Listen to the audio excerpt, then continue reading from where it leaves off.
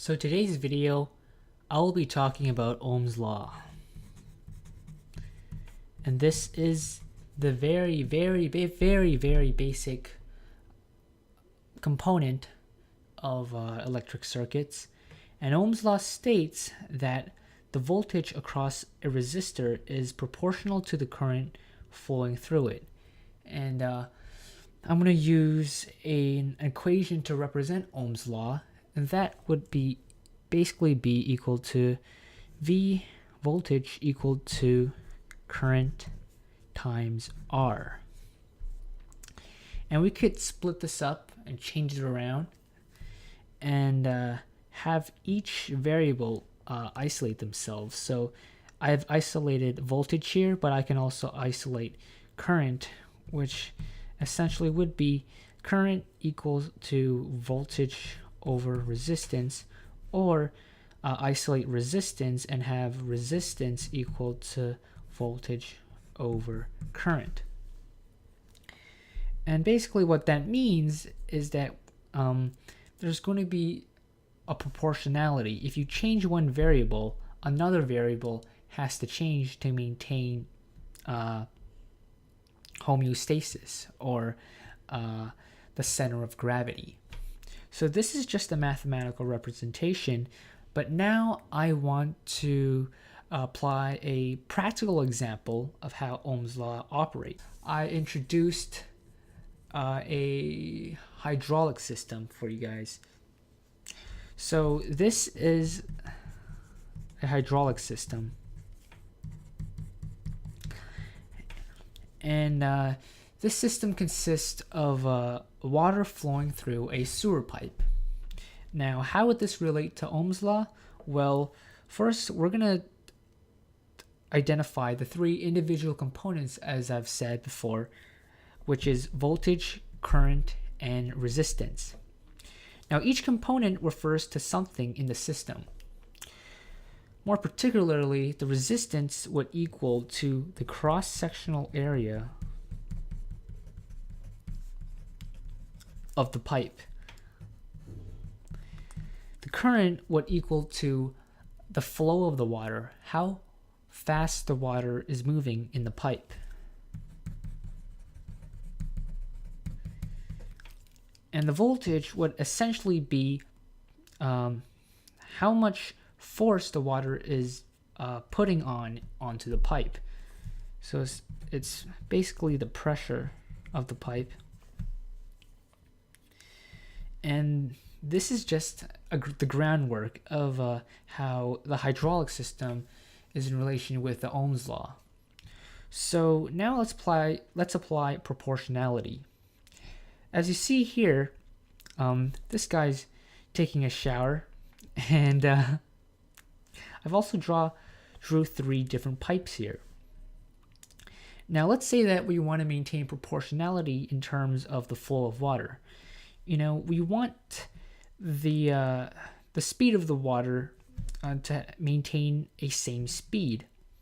This guy doesn't want too much water flowing through the shower, and either that, he doesn't want to have not much water flowing out of the shower. And we're given these three different circumstances. And I've already emphasized about pipe 1, but let's look at pipe 2. So pipe 2, as we see, the pipe has gotten thinner. So what that basically means is that the cross-sectional area decreases, and what that means is that it's going to be harder for water to flow through the pipe. Now here's one thing that I want to emphasize about is that we want to maintain proportionality, right, of the flow of water, and that would equal to current equal to voltage over R. Well, what we have right here is that the pipe got thinner, so the resistance has increased because it's harder for the water to flow through. But since we want to maintain the same amount of current, then there's going to be more pressure on that pipe. There's going to be higher pressure to maintain the same flow of water since the pipe got thinner. So Ohm's law states that since resistance have increased, voltage has also increased to maintain the same amount of current. Now let's look at pipe 3. Pipe 3 is the opposite. The pipe has gotten wider. The cross-sectional area increases. Now it's more easier for current to flow through the pipe. So resistance is lower. Therefore, there's less pressure induced on the pipe. So voltage decreases. And Ohm's law has done its job. Resistance decreases. Therefore, voltage have to also decrease to maintain the same amount of current flowing through the pipe.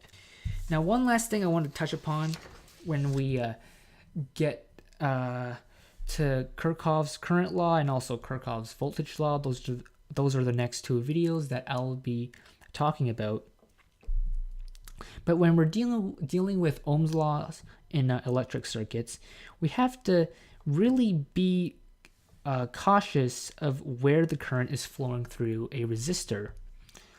If the current flows from plus to minus across the resistor, then that is positive V equals IR. However, let's say, however, if the current flows instead now from the minus to plus, then that is negative voltage equal to IR. And this concept right here is called the passive sign convention. Really important topic to cover, and this is the groundwork of what Ohm's law is. Thank you for watching this video on Ohm's law. If you want to check out further down the road of more stuff, I recommend you guys checking out the next 4 videos: Y delta transformation, series and parallel resistors, voltage and current division, or Kirchhoff's law.